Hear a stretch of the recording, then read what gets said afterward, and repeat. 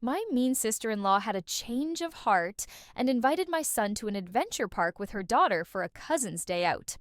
And I agreed, but then 2 hours later, my niece called me crying. Mom said it's a little prank, but he isn't waking. Up I called. The copson rushed over what happened next with S, had her shaking her boots a female 32. Don't really have a very good relationship with my husband's J male 33 family. We have been married for 6 years now and have a 4-year-old son, Ozyez. We are game. Of Thrones fans, please, don't come for me in the comments. My in-laws do not really like me because I'm not from the same culture as them. They are quite religious, but I lean towards agnostic, and they think that I'm the reason why Jay has moved away from his faith. That is the farthest thing from the truth. He made those decisions himself long before he even met me. So I don't know where all the worry is coming from anyway. They have some preconceived notions about me, and though we are cordial, now we are certainly not close after was born. Things smoothed out a lot between my mother-in-law and me. She used to come over more, and as we talked to each other, she'd say we were able to understand each other's perspectives better, which helped these things out a lot. My father-in-law is mostly unbothered about all the family drama, and he treats me with respect and doesn't interfere or meddle in our affairs, which is all you want, so things on that front are okay too. Moreover, both of them just do on Egon, and he loves spending time with them. So, yeah, even though things were a little icy in the beginning, it is much better now. And I can see how much this means to Jay because he has always been close to his parents, even thought they don't believe in the same things anymore. The problem is, my sister-in-law, she's Jay's sister, Joanna, female 40, and she has a 5-year-old daughter, Rachel. Joanna's husband left her 2 years ago because she was caught having an affair with his best friend. It was a mess altogether, and he fought tooth and nail to get Rachel's custody, but he only gets her on the weekends. That was a horrible time for the family, and though neither Jay nor I condone what Joanna did, Wes still knew we had to stand with her because we're family. It was during this time that I offered to keep Rachel with me while Joanna sorted out her stuff. It wasn't a big deal for me, honestly, because Egon was the same age, approximately, and having a cousin to play with would be better for both of them. So Joanna used to drop Rachel at my place in the mornings, go sort out her court stuff, look for places to rent jobs, etc., and then pick her up for my place in the evening. This went on for about a month, and both Rachel and Egon got used to each other's company naturally. When she took Rachel with her full-time, Rachel was very upset, and Joanna, like a two-kid, as a slight to herself. She started feeling that Rachel preferred me over her, which was just not the case. She's a little kid and she doesn't think that way. I told Joanna repeatedly that Rachel liked playing with Egon, which is why she liked my place more than theirs. And if an arrangement could be made to have them play together, the problem would resolve itself. I knew Joanna was butt about this, and I don't really blame her. Her emotions were all over the place. Even though she was the one who was cheating, things got sour between us because she accused me of trying to steal her daughter. And that was when Jay told her that she should be thankful to us because we were helping her stinking cheating. But on the contrary, she was the one pulling an attitude with us. She went low contact with us, and it just hurt me a lot because the kids were suffering because of her. What she didn't know was that her ex-husband Noel was used to bring Rachel to our place during the weekends so that she would get to see again. He had sworn Rachel to secrecy. But all of us knew it was only a matter of time before she spilled the beans. She was just 3 at that time, and she would eventually have told her mother. But all of us thought that it was worth the risk when the big reveal finally happened. There was a lot of drama, and mother-in-law and father-in-law had to intervene and asked her to stop being thick and think about her daughter. Instead, it took some convincing before she could finally see our side of things and agreed to have Rachel and Ian play together. The thing is that the kids absolutely adore each other. They're like siblings. And since they're so close in age, they gel really well together. It's honestly a delight watching them. Especially since Jay and I had decided that we would have only one child. And I had always felt that not having a sibling is sad for a kid, but here we kind of have the best of both worlds. The kids took turns at each other's places. There were times Rachel came over, and other times Egon went to Joanna or even Noel, and most of the time they were at mother-in-law, and father-in-law's place things were okay. And never once did I suspect that Joanna was harboring such resentment against me. For all these years, had I known, I would have put Teg in safety first. And now I can't help it. Think that I have failed. As a mother, for the last 2 years, things have been more or less fine with Johanna. The kids get along. And that's what matters to me, so there's that. But all of this changed yesterday. Jay has been out of town for a week because of work. It's just me and Den at home. And even mother-in-law and father-in-law are on vacation. I suddenly felt really sad sick 2 days ago. I was running a temperature and feeling nauseous. It wasn't anything serious, but I still felt quite weak. I called a friend over and she helped me out. It was Rachel's turn to come home yesterday, but I didn't even have the energy to deal with one kid, let alone two. So I called up Joanna and asked her to cancel and told her that I was quite sick. She kindly offered to take Egon for the day so that I could rest and recuperate. I thanked her profusely because he would get his day out with Rachel, and I'd get some time to sleep and rest. We finalized the plan, and Joanna said she would pick Ian up and take both him and Rachel to the adventure park in town, and after that they could also have a sleepover at either place. This would tire them out completely and they could enjoy it. Whereas I could get a full day to myself, I was very grateful for her gesture because she has very rarely shown me this kindness. I could never have guessed that something was amiss. I thought that she genuinely felt sorry for me and my sickness, which is why she offered to help the next day, which was yesterday. She came around noon and took again, with her, I told her to keep giving me updates once in a while, and she told me that I had nothing to worry about and that he would be fine. The minute he went out the door, I simply crashed on the bed. I was still running a temperature and I needed sleep. Plus, I knew Anne was safe and nothing would happen. He was with his aunt. What could even go wrong? So I had no stress or anxiety keeping me up. I don't know when I fell asleep, but at 25 p.m., I got a call from Joanna's number. It was actually the call that woke me up.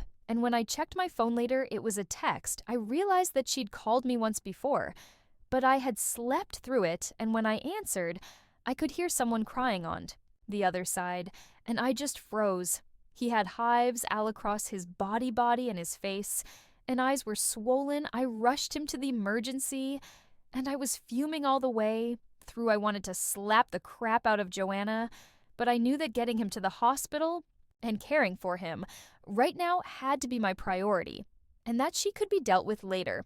The doctors asked me if he had any allergies that could have brought about this reaction, and I said that he had always had a nut allergy and everyone was careful about it. He asked me if he had accidentally eaten something containing nuts, but he said that he wasn't with me. And I brought Joanna. Joanna denied that he had eaten anything that had nuts in it. The doctor looked at us weirdly and said that he would keep him under observation for a while, and that, again, had to be monitored. This was when Rachel burst into tears and said that Marmee gave him a peanut butter sand, which even when I told her that he couldn't eat it, I saw it, I flung at Joanna and slapped her right there in the hospital in front of everyone. She tried lunging back at me, but the nurses restrained her and the doctor rushed to check on A, and Joanna tried to yank Rachel away. But Rachel was sobbing uncontrollably and was latched onto my leg as though her life depended on it. I felt so bad for the girl. And I knew if she went back with her mother, right now Joanna would rip her apart. I called up Noel and told him that Rachel was safe, but he needed to come to the hospital. I wanted the right parent. Together with Riddell, Joanna was protesting and trying to create a scene. But when the nurses told her that if she kept up her behavior, she would be escorted out, she shut up. Noel came and Rachel ran to him and hugged him. He looked at both Joanna and me and realized that something major was up. It had been a couple of hours in the hospital. By then, an agent was fine.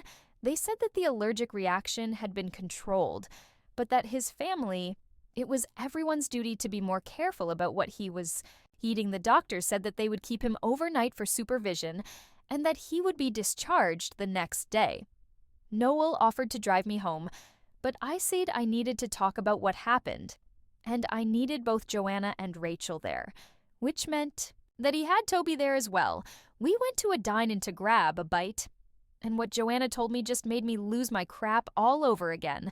I'd composed myself a little in all those hours, but listening to that made me blood boil. I first asked Rachel what happened. She looked nervously at her mom, who was glaring at her.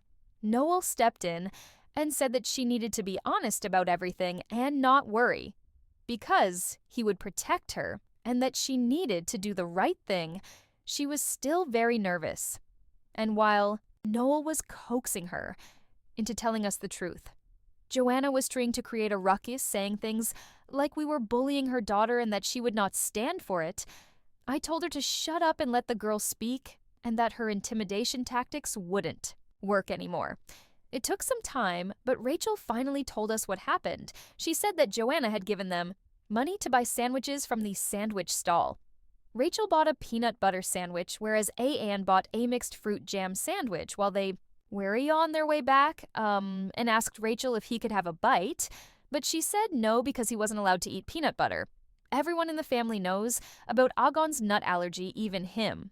So, I'm surprised that he asked her for the sandwich, and I'm glad Rachel had the sense not to give it to him.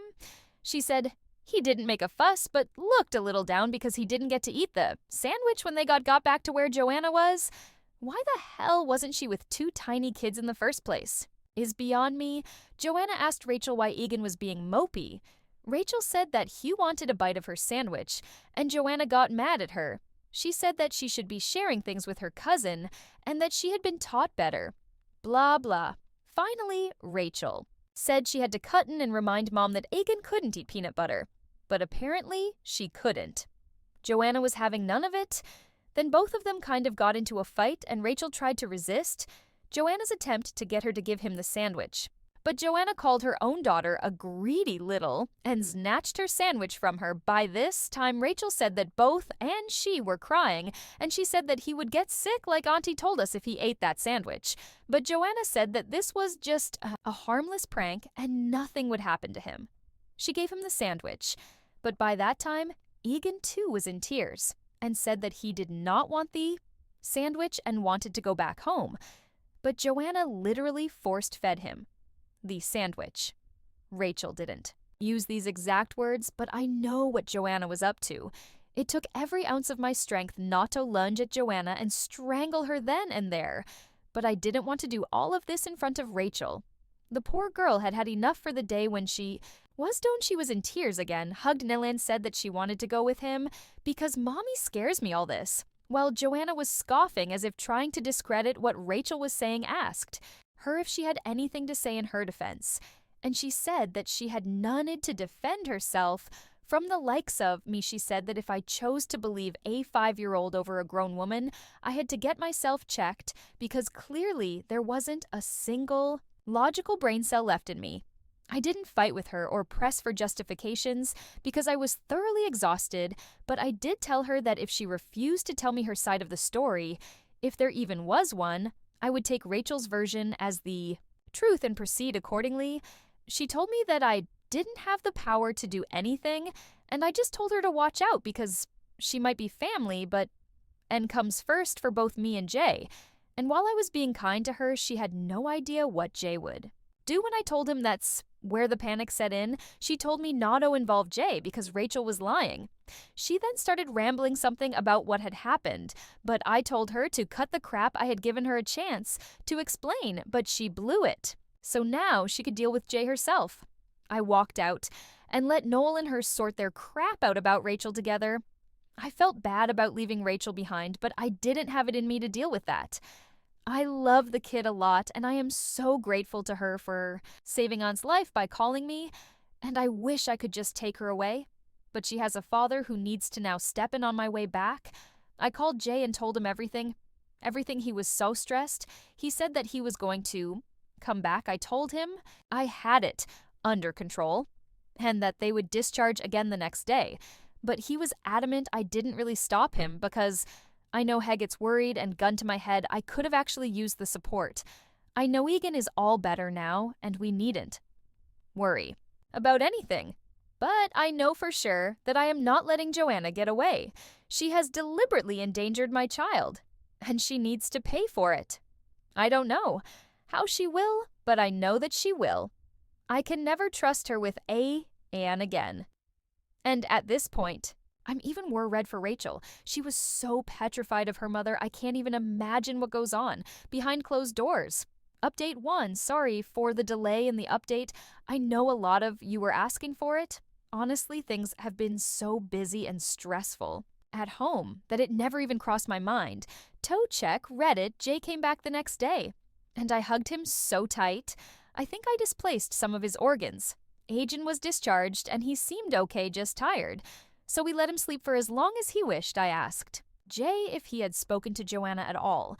And he said that there was nothing to talk to her about and that he would never forgive her for doing something like this intentionally. Had it been a mistake, maybe there would have been a chance for forgiveness somewhere along the line, but Jay said that he just could not bring himself to be okay with this or forget it and move on. I asked him what we should be doing.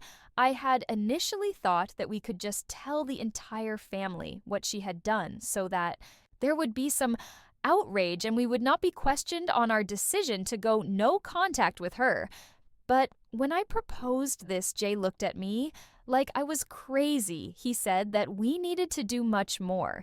He told me I had to stop thinking about her like family because she didn't think of our son as such and that she was dangerous. God knows why she willingly put his life in danger. She knew full well that the allergy was severe in Aun's case. And even though her daughter, who's just 5 years old, kept reminding her, she ignored all her pleas and went ahead with this. He said that I needed to look at it for what it was. It wasn't a mistake. It was something that she had done out of pure spite and malice, and God alone knows what else she could do.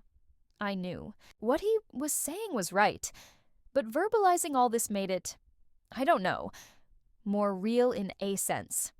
I didn't want to accept the extent to which things had spiraled, but there was nothing else to be done. Joanna was dangerous. She had shown this to us herself. And the only thing we could do was ensure that she didn't endanger anyone else anymore, most importantly. Rachel J. asked me where Rachel was, and I said that Noel had probably taken her for the night. It was the weekend the Dayagen returned, so she would have had a good 3 days with Noel, and maybe Byth and Joanna would have calmed down so that Rachel didn't have to face the BR off, her mother's wrath. Jay called up Noland, asked him how she was doing, and he said that she was still very shaken up from yesterday and she just refused to go back to Mom. Jay told me that this was the best time to call CPS and report her because no child should be this scared of a parent. For a moment, I thought maybe Rachel was scared because her version of the story wasn't the truth. It was a possibility. She was just 5 maybe. There was an unintentional mix-up of the sandwiches on her part, and she was scared that we would scold her. So she put the blame on Joanna, and Joanna played along because she didn't want to go on in Rachel's playtimes to stop over an innocent parent. Albeit fatal mistake, I somehow couldn't shake this feeling away, even though no child could lie in such detail. But I just couldn't believe that, despite knowing about Aunt's allergies, Joanna would deliberately feed him the sandwich. Despite being told, no, it seemed borderline crazy, and she had never behaved this way before. So we decided to call Noel again, and I asked him whether Joanna had admitted to anything, and he said that she broke down and told him everything. He had secretly recorded the entire conversation, but he told us it was too dark to listen to. We asked him to forward the recording to us, nonetheless, and there we could clearly hear Joanna admitting to everything. She said she didn't know why she did it, but she did. Noel was furious, and he asked her why she didn't go to the emergency herself. And she said she couldn't afford the bill. He told her that she should be thankful that Rachel called me up because if she hadn't, Anne would have died. She was sobbing in the recording and kept on saying, I'm sorry, but I didn't have a single feeling of sympathy left for her after that. I realized that the stress of the day had actually made me forget the seriousness of the situation. If Rachel hadn't been smart or brave enough to call me, Anne would have died. I owe that kid my son's life, and I knew that I had to do everything in my power to keep her away from that AOL of a mother and woman we called CPS, and told them everything we told them, that we were worried about Rachel's safety, and that if she was capable of deliberately inducing an allergic reaction in a child and then not responding accurately because of a purported lack of funds, we didn't know how safe her own kid would be with her. The officer took note of it and asked us what the custody agreement was, and would owe them everything. And the next Monday, which was 2 days later, the officers were at her place, we knew, because she sent a scathing text to us telling us that she knew we were behind this and that she should have killed again when she had the chance. I have blocked her since then, but Jay hasn't. He called her up and gave her a piece of his mind and told her that he would go to the ends of the earth to keep Rachel safe from her because she clearly wasn't mentally stable. Mother-in-law and father-in-law were finally roped in, and we told them everything at first. They tried to make excuses for Joanna, but when we made them hear the recording, they didn't have anything to say. I don't know what their equation with Joanna is, and neither do I care, but both Jay and I have told them that we want nothing to do with her anymore. We hope that CPS is going to take Rachel away from her, but we can't be sure because there's no neglect or abuse involved in her case. But I know that if she continues to stay with Joanna, she's going to make things horrible for her own daughter. CPS has removed Rachel from Joanna's care, and she is now going to live with null permanently. The custody agreement had to be officially changed, and Joanna went crazy about it. And now we know why it wasn't because she would miss Rachel or something. It was because she was using the child support payments to fund her life. The child support was an insane amount. And now she's going to have none. Keeping Rachel with him is going to be better on the pocket for No not. That it matters to him anyway. No has also been asked to take Rachel to therapy because the poor kid has been having nightmares ever since the Ann affair. And on his part, is doing well. He doesn't even remember much. And when we ask him how his day with Auntie and Rachel was, Itchy just says he had a lot of fun. And the best part was the hospital ride at the end. I cannot even fathom why someone would hold so much resentment for a killed mother-in-law. Has been quite upset over the incident, not Aeon particularly, but the one where a mother lost her child due to our intervention, aka Joanna. I don't understand how she can continue to sympathize with Joanna father-in-law. For his part is furious, and he says that he initially did not believe that she could be this crazy. He has apologized too for not believing us, and while it still annoys me, I know he means well. No father would ever want to know or accept that one child of his was capable of intentionally fatally harming the other child's kid. So I understand his hesitation about it all. Rachel and Egon still meet up regularly. We didn't want Rachel to think that she did anything wrong, or that she could have done anything more. During the day the incident happened, she still blamed herself though, and it breaks my heart to see her like that. She even made sorry cards for Jay and me. I think it has to be one of my most prized possessions. Try spending time with her as much as I can call me old-fashioned, but I feel that a child needs a maternal figure in his or her life. And Rachel has never had that, even though Joanna is a mother. I don't think she has the capacity to be maternal. She has proven that with the way she was with, and no person capable of pulling something like that off will ever have that innate compassionate instinct. I know a lot of you are going to come at me in the comments for saying this, but it is what it is. We are trying to normalize things for the kids as much as possible, even though nothing is normal anymore.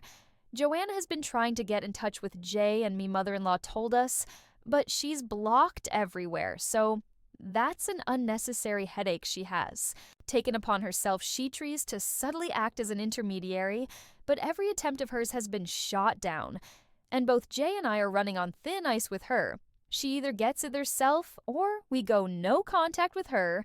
Pretty soon I can't have her talking about that and trying to get us to be a family again. Update 3. Joanna tried to take Rachel from school.